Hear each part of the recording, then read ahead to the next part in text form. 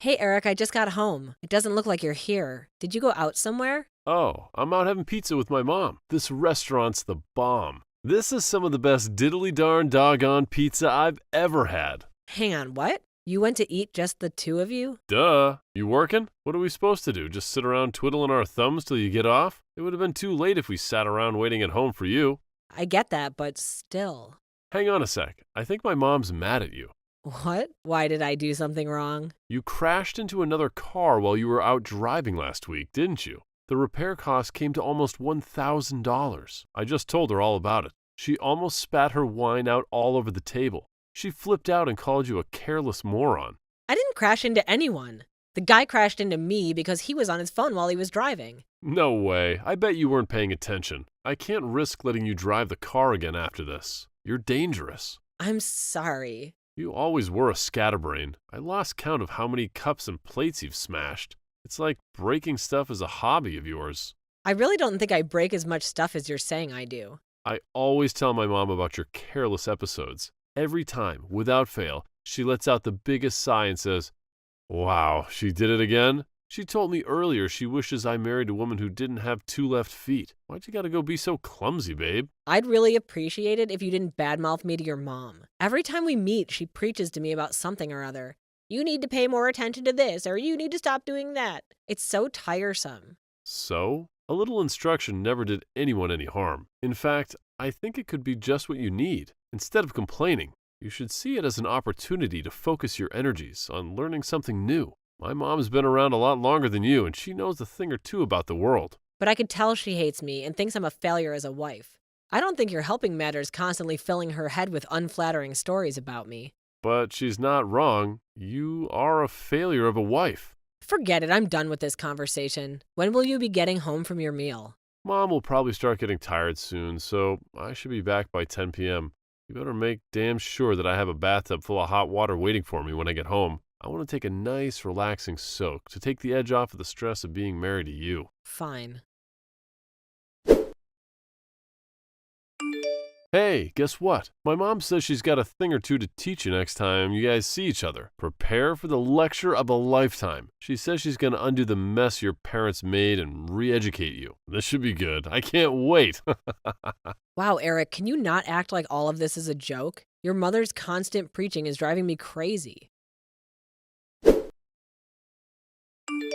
What's going on, Ann? Why are you so late home today? You're usually back home before 7. Sorry, I'll be back at 10. Excuse me? 10 minutes? Quit dilly-dallying and get a move on, woman. Where's my dinner? I said I'll be home soon. I bought you a spaghetti bolognese ready meal. I'll have it ready almost immediately after I get back. How suspicious. What is? You never come home this late. Something fishy's going on here. I don't like this one bit. You're up to something, aren't you? I know a rat when I smell one. Are you cheating on me? No way. Why are you home so late? Then explain. Well, Eric, it's 10 minutes. Is there really all this need for drama? If I was cheating on you, I'd be home a lot later than this. Anyway, it's your fault I'm home late today to begin with. Huh? How so? What does that have to do with me? You're the one who told me to grab you a burger from the burger van by the station. There was a big old queue, so I spent 10 minutes waiting in line. I went out of my way to go to the station after work instead of coming straight home because you wanted a burger. I wanted a burger? Huh? Did I? The only reason I went is because you said you couldn't stop thinking about big juicy hamburgers. Don't you think accusing me of cheating when I'm going out of my way to do something for you is a little horrible? I'm trying to remember. Nope, I never said I wanted no burger. You're lying. I don't have the faintest recollection. Yes, you did. You shut your goddamn lying mouth. Do not blame me for your laziness. I bet you dawdled the entire way home doing dumb woman shit like looking at handbags and shop windows. Eric, are you drunk? You've been drinking, haven't you? I can tell. I can always tell. You're always so forgetful when alcohol's involved. So what if I want to enjoy a frickin' beer after work? That a crime? God, I'm not even drunk at all. I can handle my drink perfectly well. I knew it. There's nothing wrong with having a beer before dinner, you goddamn Puritan. I was bound to want something with you. Making me wait so long to eat. I'm begging you, Eric, please don't overdo it this time. Will you just leave it at one beer for me, please? You don't know how much damage the stuff has done to your body. Your doctor told you to stop altogether, remember? Are you sure it's really a good idea to be drinking again? There's no problem. As long as I don't drink too much. What is it? You think I'm not capable of controlling my alcohol intake? Stop patronizing me already. But are you really? Isn't the reason your scans are coming back showing liver damage precisely because you're not capable of controlling your intake? God damn it, woman, button it already. Forget this crap. Hurry up and come home and make my dinner. I'll be checking your phone when you get back. Why? Well, I need to find out whether you've been cheating on me. Jesus Christ, Eric, will you stop this? I told you I'm not cheating on you. I'm sure you're probably not, but I gotta check just in case. You can never let your guard down around a woman. Anne, are you there? It's me, Natalie, your husband's mother. Why aren't you answering your phone? Where are you right now? Sorry, Natalie, I had my phone on silent. I'm out shopping. You're what? Do you seriously think this is the time to be out shopping? Your husband collapsed. Hurry and get your ass to the hospital. You need to get over here and listen to what the doctors have to say right this instant. Nope, I can't be bothered. You can't be bothered? Your husband's in the midst of a serious health emergency and you can't be bothered? Oh my God, you're pure evil. Do you have any idea how serious this is? Yep, let me guess. He collapsed and got taken to the hospital in an ambulance, right? We've been through this routine more times than I can count. If you know, then why the hell aren't you here by his side? Hurry up and get to the hospital. He got blind drunk again, didn't he? Maybe if he didn't ignore the doctor's repeated warnings to stop drinking, then he wouldn't be collapsing and getting rushed to the hospital like this. Surely you can see he only has himself to blame. Wait, what? Drinking? Has he started drinking again? I thought he was clean. He'd been going to those Alcoholics Anonymous meetings and everything. I guess he didn't tell you. Come to think of it, why would he? He always did like to play the model son whenever you were around. He got one of the worst mother complexes I've ever seen. It's actually gross. Don't you speak about my son that way. How dare you speak ill of him when he's laid up in a hospital bed? Even if he is drinking again, there's no justifying your behavior. I'll speak ill of him as I damn well like. Let's face it, with the way he acts, he makes it impossible to say anything nice about him. What the hell happened between you two? How can you be this cold to him? He's your husband. I couldn't care less what happens to him now. They say what goes around comes around. This is him just getting what he deserves. Stop it. Anyone would think you'd be worried about your husband being rushed away in an ambulance. But no, far from it. You're actually insulting him while he's lying in a hospital bed, unable to defend himself. That poor thing. You are the most horrible wife there ever was. You know what? I've had it. This ends here. If you hate my son's guts that much, then get a damn divorce. If he wants a divorce, then I'll be more than happy to go along with it. Something tells me he's not going to be so forthcoming, though. What makes you think that? He probably can't wait to see the back of you if this is what you think of him. By the sound of it, your marriage has been dead in the water for some time now. He does nothing but badmouth you whenever we see each other. Of course. How could I forget the hateful stories he tells you about me behind my back? There's just one problem. They're almost all lies. He tries to turn everyone against me, so I end up isolated and alone. The moment I make the slightest mistake, he's off blabbing about it in the most exaggerated way possible to anyone who will listen. What are you talking about? That doesn't make any sense. Why on earth would he want to do that? Like I said, he's trying to isolate me. How tiresome, will you? Gah, how tiresome. Will you let me know when you're ready to stop talking nonsense? I don't have the strength for this right now. It's almost like you're trying to say my Eric is a bad person. Bingo. That's exactly what he said.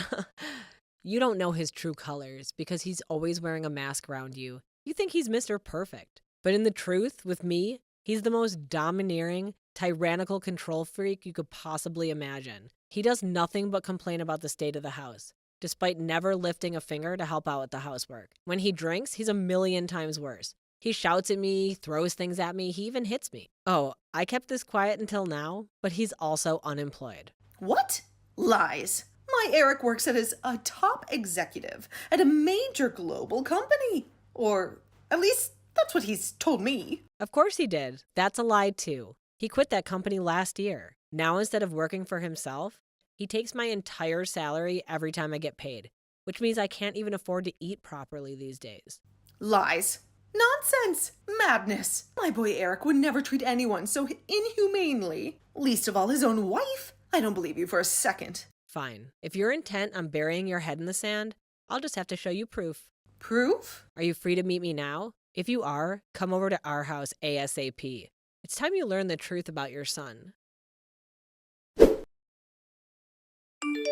Mom, can you believe this visit has just ended? But Anne was nowhere near to be seen. My wife, my very own wife, doesn't even want to visit me in the hospital. What the hell's going on with her lately? I mean, let's face it. We already knew she was an object of failure of a wife, but this just takes the biscuit. How does she even sleep at night? Will you tell her off for me, Mom? Did you speak to the doctors yet, Eric? Did they explain to you what's wrong with you and why you ended up in the hospital? Nope, not one of them knows what's wrong with me. It's a mystery. If I had to guess, I'd say I'd probably got food poisoning from my stupid pea-brain moron of a wife's cooking. Her cooking is so bad. I think I'd rather eat my own vomit. You should taste the stuff she calls soup. That stuff would put anybody in the hospital. Damn. What did I do to deserve this? Imagine being hospitalized by my own wife's cooking. It's actually comical when you think about how ridiculous it is. I must be the unluckiest guy in the world. Eric, you will apologize to Anne at once. Huh? Why? Stop blaming her for things that aren't her fault. You were in that hospital bed because you started drinking again, didn't you? You ignored the doctor's warnings and got so drunk you could barely form a sentence. Huh? What? What the heck are you talking about, Mom? All that stuff's behind me. I'm clean now. I haven't been near the bottle in years. Believe me, I take the doctor's warning very seriously. Is that so? I'll tell you what. I'll go and talk to the doctor and find out for myself. Let's ask him directly and find out exactly why it is that you're lying in that hospital bed. No, Mom, don't do it. He's been saving lives. The last thing he needs is you bugging him. Besides, he's only allowed to talk about his patients with their families. I'm your mother, you idiot. Obviously, he'll tell me. What the heck is with you, Mom? I already had a long chat with the doc about my situation. You shouldn't be bugging him anyway. He's a busy guy. Why wouldn't you believe me? You seem different. What's going on? Normally, I'd believe every word you said without so much as a hint of doubt. But I'm done blindly accepting whatever you tell me. What's gotten into you all of a sudden? Did something happen? Is the stress of me being in a hospital making you go kooky? Look, I get this can't be easy on you, but that's no excuse to be giving me a hard time. Don't patronize me, Eric. I met up with Anne. She's with me now, actually. You're together? If you're with her, tell her to hurry up and visit me in the hospital. This is no way for her to be treating her husband. I won't be telling her that. Why not? I saw what you did, Eric. Saw what? What were all those bruises on Anne's body? I'd never seen anything like it. What have you been doing to this poor girl? Huh? That's not all. She showed me your bank statements, too. You've been spending money like it grows on trees, despite not getting paid a salary for months and months. When did you stop working for Peeps Logistics? And why didn't you tell me that you were unemployed? Have you been lying to me about everything this whole time? Well, no, so it was like, no, I didn't lie to you, Mom. You've been making Anne work like a dog to provide you with money to blow on frivolous junk and beer while lazing around at home, not lifting a finger this whole time, haven't you? Every time I saw you, you'd go on and on about how sick to death you were of her. You practically called her every name under the sun. But the truth is, you were in no position to be criticizing anyone, were you? Mom, please, you have to hear me out. First of all, about those bruises on Anne's body, before you go off jumping to these crazy conclusions, there's a perfectly reasonable explanation as to how she got them. You see, she's always been really clumsy. She has this stupid habit of bumping into things around the house. You know, desks, doors, cupboards, drawers, that kind of thing. Surely I don't need to tell you how careless she can be. Remember all those stories I told you about her doing dumb stuff? She has bruises all over her body, Eric, even on her back. You can't seriously be telling me she got these from bumping into a table. These aren't from bumping into things. I couldn't stop crying when she showed me what you'd done to her. Chill out, Mom. It's fine. Dry your tears. There ain't nothing to cry about. Anne wants out, and you're going to go along with a divorce without so much as a complaint. Do you hear me, boy? Do you understand what the implications would be if you refused to give her what she wants? You wouldn't have a leg to stand on if she took you to court over domestic violence. You wouldn't even be able to afford the compensation because you don't have a job. You're going to do the right thing and accept the divorce before it comes to that. Jeez, Mom. Where the heck is this all coming from all of a sudden? I'm not divorcing Anne. She's my wife. Yes, you are, Eric. If you had any sense about you, you'd do exactly what Mom is telling you to do. I can't tell you how excited I am about getting away from you and never looking back. Thankfully, I was able to get out of the house without worrying about upsetting you and facing more of your beatings because you're in the hospital. Anne, is that you? Your mom's helping me get my things together as we speak. Forget all the crap about court and compensation. I don't have the energy for it. Just sign the divorce papers and let's be done with it. We ain't getting no heckin' divorce. Stop being so selfish, damn it. My mind's made up and my will is firm. I'm leaving. I never want to see your face again for as long as I live. What brought on this all of a sudden, babe? Did I do something to upset you? I thought it was weird when you didn't visit me at the hospital, but now this? All of the sudden, are you being serious? I've wanted out for months now. This is my golden opportunity. Golden opportunity? I collapsed and got rushed into the hospital in an ambulance, and you're calling it a golden opportunity? You're sick. I knew it was now or never, Eric. There's no way I was about to let this chance go to waste. I have no intention of playing the doting wife by your deathbed. I wouldn't visit you if there was a gun to my head. I'm using this opportunity to get away from you while I still can. What'd you just say? My deathbed? You seem to be under the impression that I haven't been to the hospital, but I was there earlier today. You came? When? While you were asleep this morning, the doctor explained your situation to me. He said your liver and pancreas are barely functioning anymore. I was shocked, but I can't say I was surprised. Let's face it, no one's carrying on drinking as much as you do forever. Right? I wanted to talk to you about this when you visited, but you never came. You know about the future. I have no intention of being a part of your life. As your health deteriorates while you fight your self-inflicted illness, nor do I have the obligation to look after you. I'm sick of being your doormat and punching bag, and it ends now. Anne, no, please wait. You're my wife, baby. We're married. It's times like this when we have to be there to support each other more than ever. Wow, you're something else. You can't seriously say that you thought I'd stand by your side after everything you did to me. The only reason I didn't do this months ago is because I felt trapped and afraid. You treated me like less than dirt on your shoe. You made me feel worthless. I wanted to kill myself, Eric. What do you think, I'm suddenly going to fall apart and start playing the loyal wife just because you found out that you don't have much time left? I never meant to hurt you, baby. What? Even though you hit me and abuse me on a daily basis? How could you want to do anything other than hurt me? Not only that, but you went back out of your way to spread vicious lies about me behind my back to practically everyone we knew.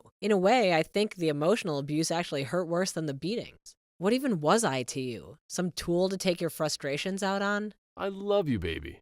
The only reason I told everyone all those things about you is because I wanted to keep you all to myself. I thought that if I could isolate you from your friends and family, I could make you so completely and utterly dependent on me that you'd never be able to leave me, and I can have you all to myself forever. What? It was just my own special way of showing my feelings for you. I did it because I love you, Anne. You have some serious psychological issues. If you're going to come up with excuses, at least come up with some more convincing bullshit than that. You disgust me. It's true what the doctors say. I might not have long left, but I at least want to spend what little time I have left on this earth with you, babe. Will you stay by my side until the end? Absolutely not. I wouldn't stay by your side if you paid me $1 million. In fact, I won't be wasting another second of my life with you. If you're going to kick the bucket, I hope you feel nothing but crushing loneliness and regret over what you did to me in your final moments.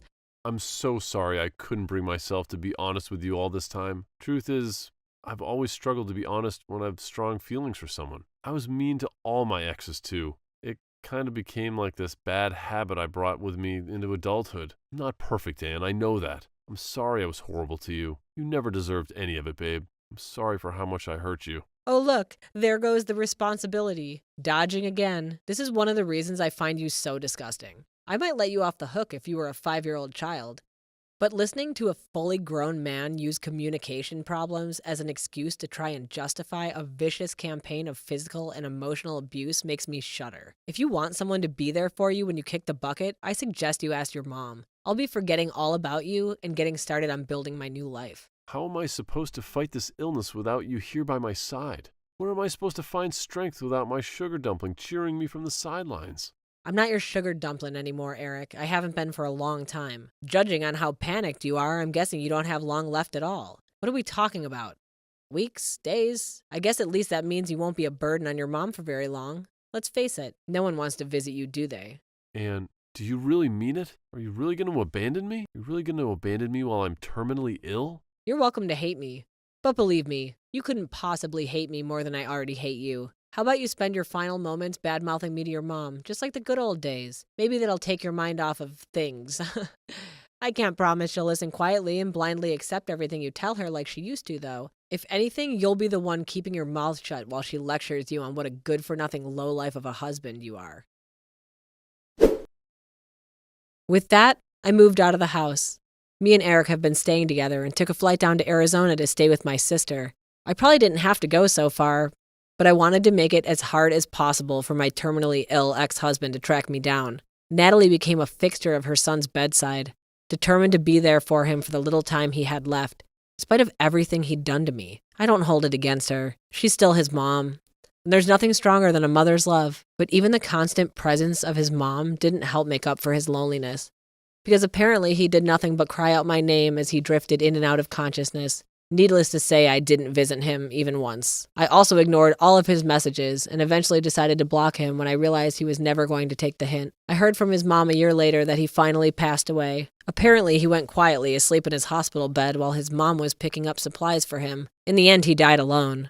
Not long after that, to my surprise, Natalie sent me his life insurance payout. She said she knew it could never undo what had been done, but she told me to think of it as compensation for the hell he'd subjected me to for so long. I got the impression she felt a degree of responsibility for her son's actions and wanted to do whatever she could to make up for it. I always thought Natalie had it in for me, but I realize now it was only because Eric was doing his utmost to make sure we hate each other. I see her in a totally different light now. It turns out she wasn't so bad after all. We're both ready to move on and put the past behind us. Now it's time for me and her to forget about each other and focus on living our own lives. Here's to the future.